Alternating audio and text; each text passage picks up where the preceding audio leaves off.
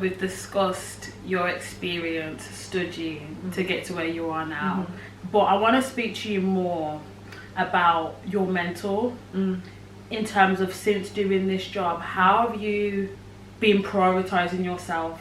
The field that you're in is so demanding, you know. We've discussed this, the things that you're having to deal with and face, and the hours that you're putting in. Are you having time for yourself? It's a good question. I'm trying. You're trying. The answer. I'm trying to. I can see how easy it is to not prioritize those things. Absolutely. And to get swept up with work Yeah. and to neglect yourself, to neglect your family, to neglect your important relationships. I'm tired a lot. Yeah. The work, yes, is tough and the hours are long and it's hard. And that's one thing that hinders me. But then the time after that to recover and feel like myself again. So if I take, for example, I've been on annual leave this whole week. I was on nights last weekend and I had Monday, Tuesday, Wednesday off as part of my like nights 0 day off days, and I took Thursday, Friday off. So I've had a good week to recover, and it literally took me until Thursday before I had the energy back to do anything, because after nights it was tough. I was tired. I, was not sleeping because I don't sleep very well when I don't sleep at night, basically. Sleeping during the day for me just doesn't, like, I can nap, but having a proper full night's, like, I don't feel like I've had a sleep. So it took me till Thursday before I felt like I had the energy to face anything again, to try and be productive with my next couple of days off. I played netball quite a lot. That's you still have time. You still have. That's my thing. You so still I love, time for that. I love netball. Even though sometimes when I come home from work and I'm so tired, that's my 2 hours of training is my 2 hours to just, not to myself because I'm with other people, but like that's my me time. It's that's your why you time. It makes me feel happy when I'm done. I feel good. At the moment I'm not playing because I'm injured, but like that's my me time. So that's where I prioritize myself, because it'd be quite easy to come in and be like, oh, I'm so knackered from work, let me just sit on the sofa. But that I make an effort to make sure I go. I like how you still keep that element of you that you love so much, because you know what, I feel like in your defense, and a lot of people that are in new careers, like even with myself, we're very new to this. So I'm not sure about you, but I feel like I'm still learning this balance because I'm so new into it. How to find a routine. How to find a routine. It is finding a routine, because I'm realising as much, yes, this is a new position. I want to do well at it. I want to put in the work. At the same time, my spiritual life is just as important. My mental is just as important. And I think that a lot of us, because we're young, we think we have all this energy, which to an extent we do. But I think recently, or what I believe, that the conversation needs to be more, okay, but we need to prioritize everything else just as much. And I know it's hard when you're new in a job and you need to learn it. So it's difficult. It is hard. I mean, it's a new job. It's a new city. I've not lived it's a new city even. I'm living away from my family. And like a lot of the friends I've made at uni. I mean, I'm quite lucky and blessed that one of my best friends, she lives on the other side of Birmingham, and we work in the same hospital. So that is a blessing. If I need to cry, I just have to walk over to her ward and cry. But so that's been a real blessing. That, it's not like I don't know anyone here. Absolutely, and I've obviously got my partner, and I've got his amazing family. A big support to me here. So it's not been easy, but I am enjoying it. I do enjoy my job, and I am managing to still do some of the things that I love. I'm not necessarily, one thing I've always been a big gym head, and I'm not managing to do that as much now. But I am doing my netball, so I'm not too mad about it. Exactly. I'm still managing to exercise, and exercise is how is my me time. That's how I release. So at least I'm getting some. If I wasn't able to do any exercise, I think I'd really struggle. But absolutely. I'm still able to do something, so it's so they're still there. No, that's good, man. I just feel like you would agree that it's important not to get lost in your job, especially when you know that you still have other things that you're passionate about. It's one thing because I know sometimes in some cases, like for you with being a doctor and me even as being a teacher, there's some people that are generally so invested and put their everything, and that's fair enough. But I think I more so want to reach out for the people that yes, I do this, but I'm also passionate about this. Yeah. This is also something that I want to maintain and keep up, you know. 100%. And I think it's so easy when you're in a new career to want to try and prove yourself. So, you know, you put in the extra hours, like I was saying to you before, you know, you stay that extra hour at work because you want to impress your consultant or you want to impress the other teachers or the head or whatever. So you should be shown to put in that work. Yes. But actually, you need to prioritise yourself. I'm paid till 5 o'clock. I love my patients, I love my job, I would never compromise patient safety, but I'm paid till 5 o'clock. And there needs to be a line where you draw, because if you keep doing that, you will, but that extra hour or two every day a week, that's an extra, do you know what I mean, 5 to 10 hours you're working. That you're not paid for. Adds up. Wow. That's 5 hours that you could spend doing something that you love, that, you know, releases, you know what I mean, makes you happy and releases some energy or whatever. So I think it's really important to have a good balance. Yeah, definitely. Yeah, I think we need to push that a lot more, especially for younger people that are getting into the workforce. And 100%, you know what I'm saying? Because it is very easy to get lost in the source, but still maintaining yourself and your sanity. And I know for you, even your spirituality, your relationship with God. Yeah, definitely. It's been a huge thing that is sometimes easy to get lost in, especially when you're super busy, and I feel like sometimes the first thing to go is your spirituality and your relationship with God. But you know, as we were just discussing, the wonders that God has done in my life in the past kind of couple of years has just been huge. So it's also making, you know, prioritising that. Absolutely. Because at the end of the day, I'm in the position that I'm in because of God.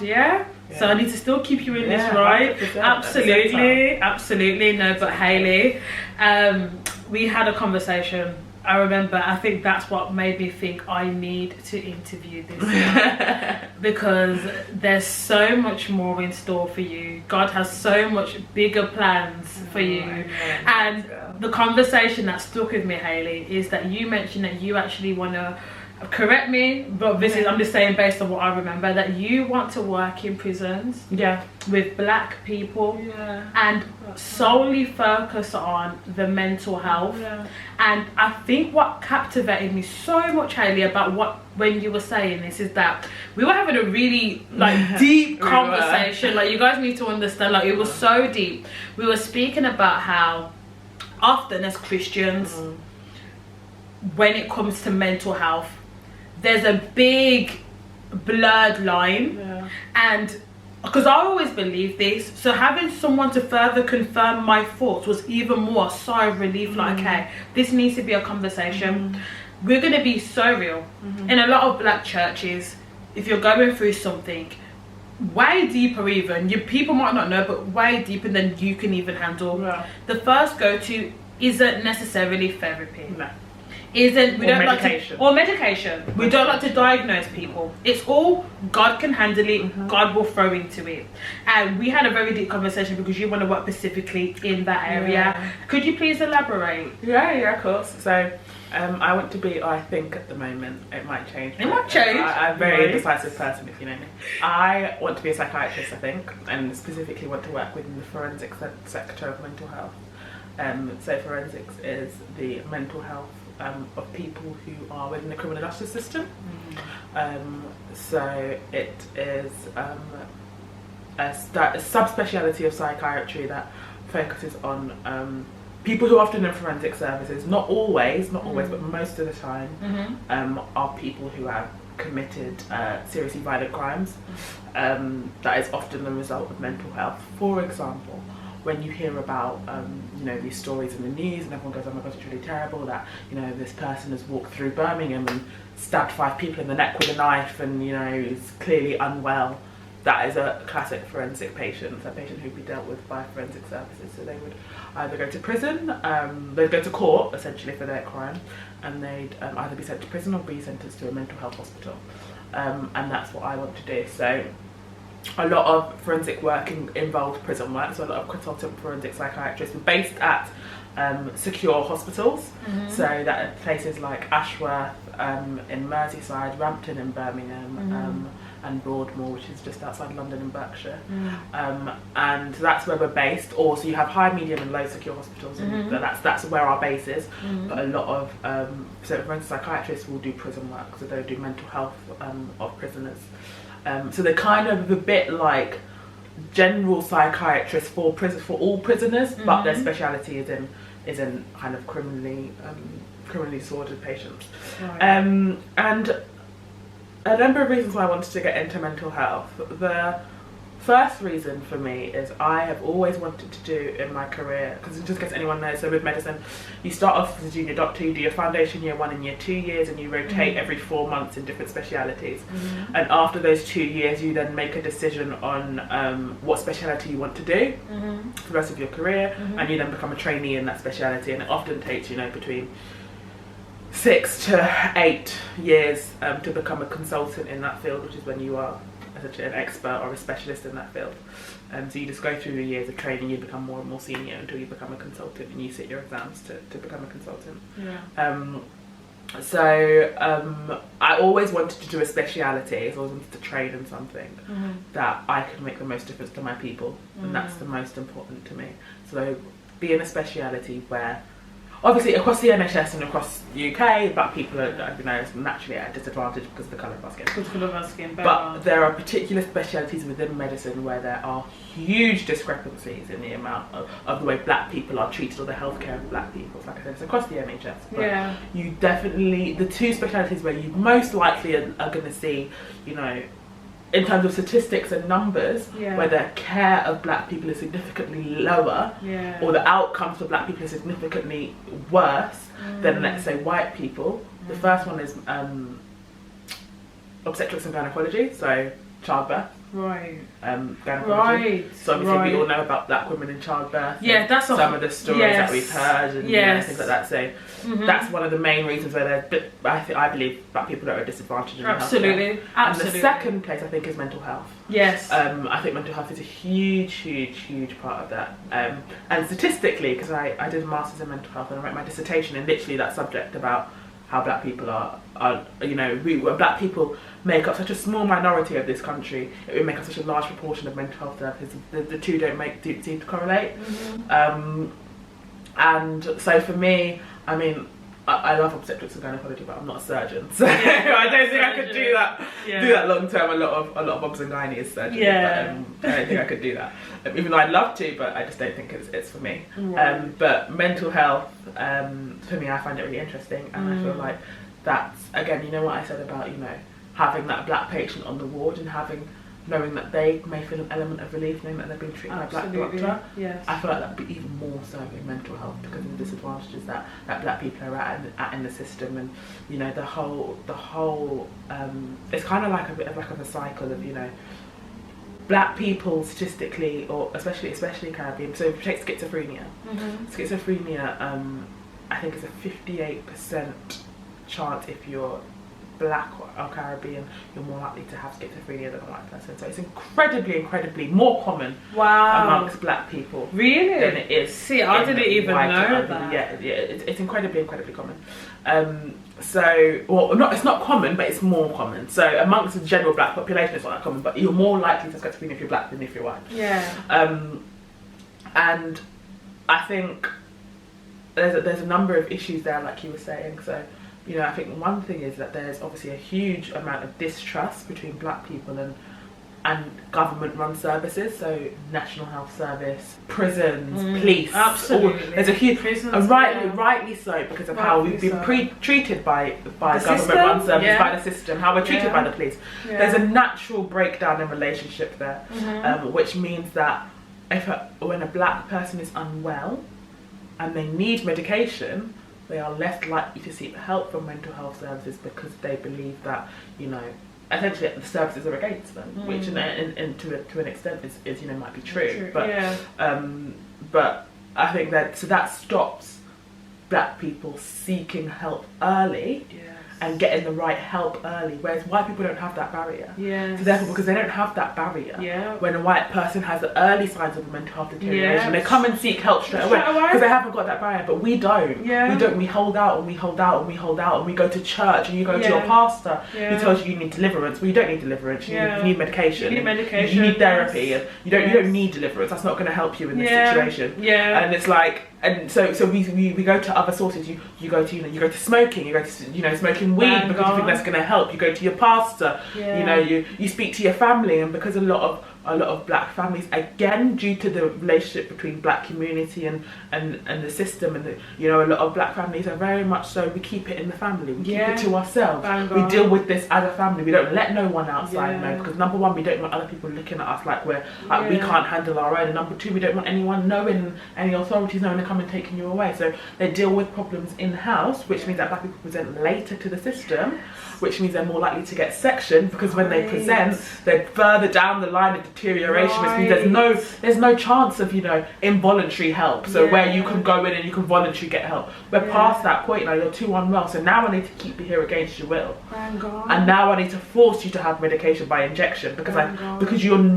you're so far gone, you've lost that insight into actually being able to take a pill if I give it to you. You're too gone past that point, so now I need to restrain you, I need to put you in cuffs, chain you down to a bed and force an injection into you. And you see that more often with black people, because they present later in the chain of presentation. And as horrible as it sounds, I feel like this is all things that could be prevented. Is our own doing, like you said, in a sense of, okay, I don't want to be too harsh, right, but in a sense of, like, okay, the example that you said about keeping it in-house because the shame aspect of things, you don't want people in your business, or you simply don't want to believe that your son is struggling with this. It's the in denial, it's the not wanting to deal with things from early. There's so many aspects, or like you said, even in the church culture, give it to God. My thing is, yes, we give it to God, but God has also put put medication there for a reason. Put medication. This isn't. Do you get it? So why are we not having that conversation? Yeah, I think it's a mix, and I do think a large part of why black people present to services so late, is due to the relationship that black people have with services. It's due to the I think that's what a large part of it is, and I think that there is such a huge amount of distrust, huge amount, and like I said, rightly so. That we don't trust them. We don't trust them. We don't trust them, and I think even though yes, being sectioned in a mental health hospital is not necessarily. It's not police, so we're completely different. The mental health service is a completely different system to the police. But often, if someone is out in the community and his clinic is deteriorated, so it's unwell, how do we get them into hospital? We use the police.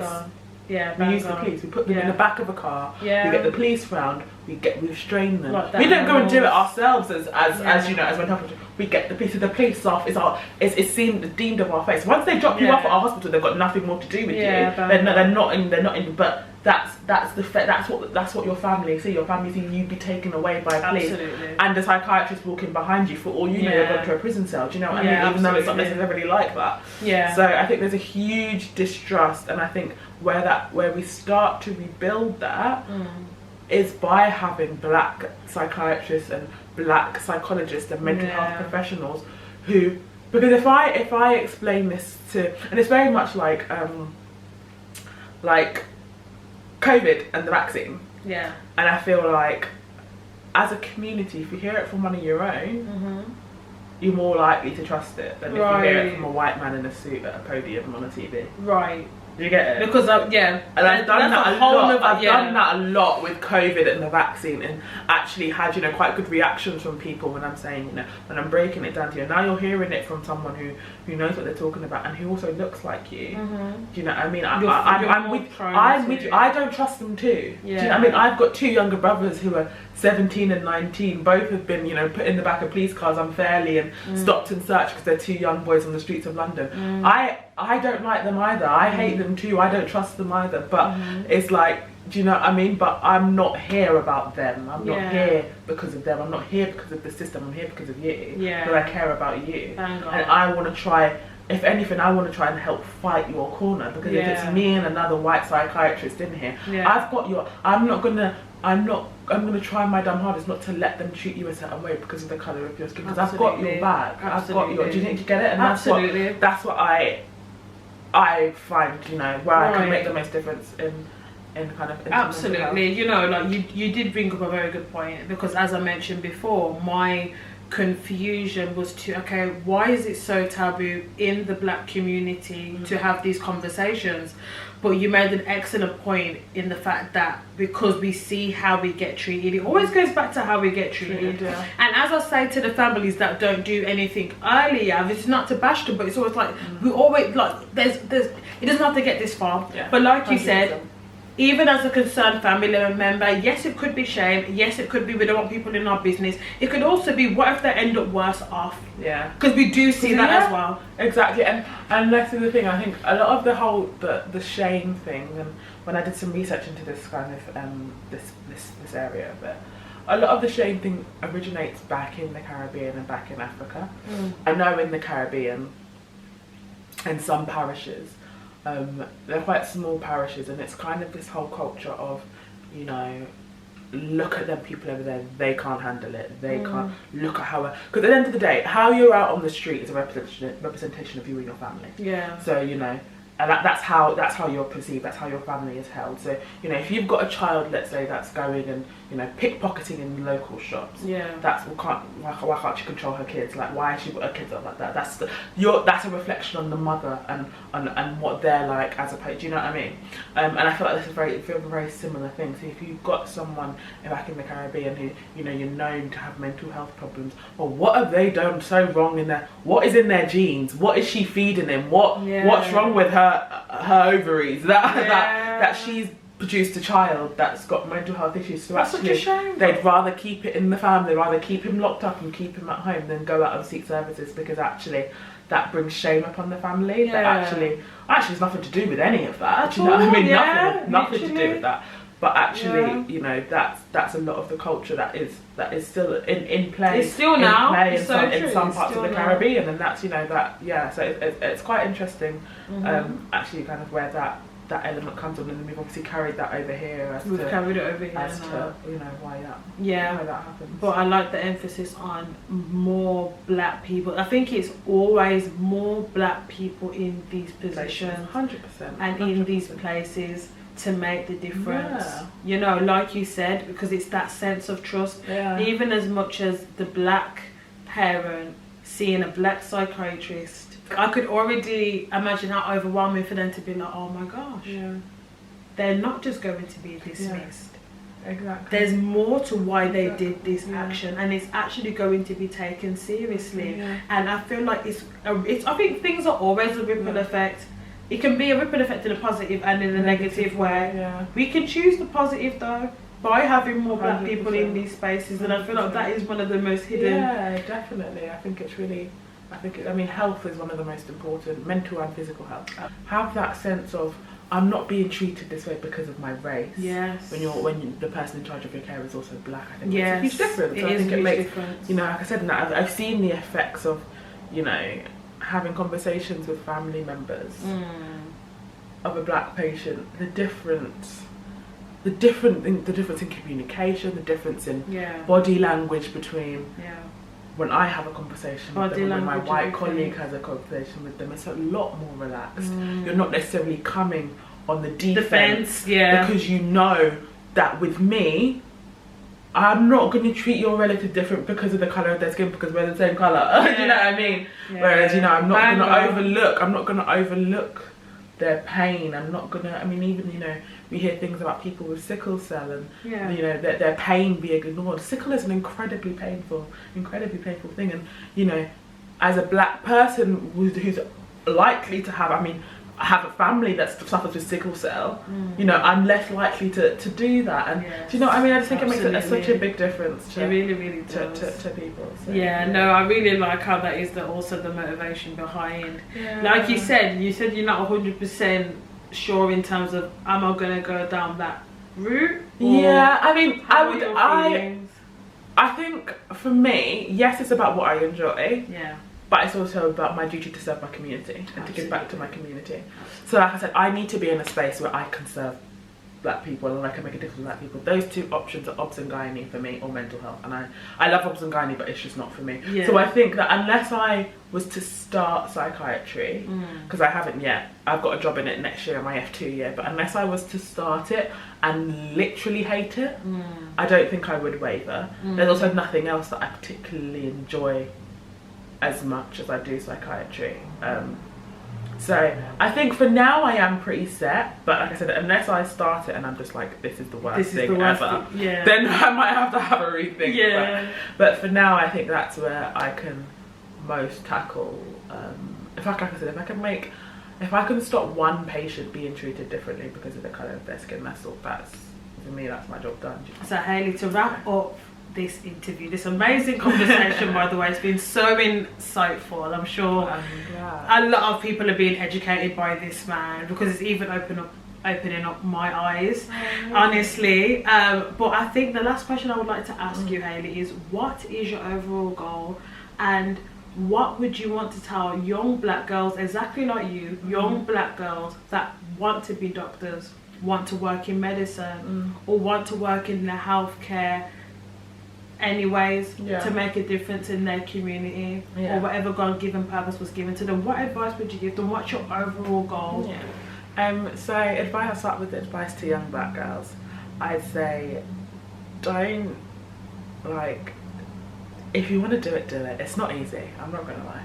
It's not easy, it's tough. You will have tears, you have nights when you have tears, and you know, you will have times where you don't feel like you can do it. But if you want to do it, do it. Go for it. You can. You are young, you are beautiful, you deserve success as much as anyone else, and never let anyone make you feel like you don't. Because you do. So if you want to do it, go for it. If you want to do medicine, if you want to do healthcare, it's a great career to have. Especially if you know, you feel like your calling is to serve for other people, which I feel like mine is. If that's what you want to do, it's a great way to do it. It's a great, you know, it's a great job to have. It's a great feeling to have, to know that you can help other people. Absolutely. So I would do it. If you want to do medicine, it's feel free to like message them. My Instagram out I'll put your Instagram. My Instagram, I think it's Haille-Bria MCF, I can't remember, but I'm going to link it down anyway. Follow me, message me if you want to do anything healthcare related. I'm happy to talk through application process, to read personal statements, to do interview stuff. I'm happy to do that, because we need more of us in the field, man. We need to be a united workforce. So I just say, honestly, aim for the stars. And do not be a 17-year-old me and let anyone feel like, you know, no little silly boys feel like, you know, you're not, well, listen, you're a boss. Do not, you've worked hard for what you have. Amen. And you can accept that. Shout that from the rooftops. You deserve with your chest. Yeah, you deserve that. You worked hard for that. Amen. So don't let, you know. Yes, that's like I said, for me personally, because of the kind of person that I am, sometimes the title is I'm still finding it a bit overwhelming, but that doesn't in any way, shape or form mean I'm not proud of the job that I do. And I love the job that I do. But yeah, I just say, you know, sis, you're a queen, you can do it, don't let anyone feel like you can't.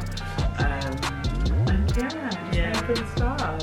Amen. Thank you so much. This has been amazing, Hayley, honestly. So glad. And I truly believe that you're going to inspire so much young black girls that want to get into this field. I believe it. I believe that we're going to see such a shift and such a change, specifically with black young women. So thank you for today, man.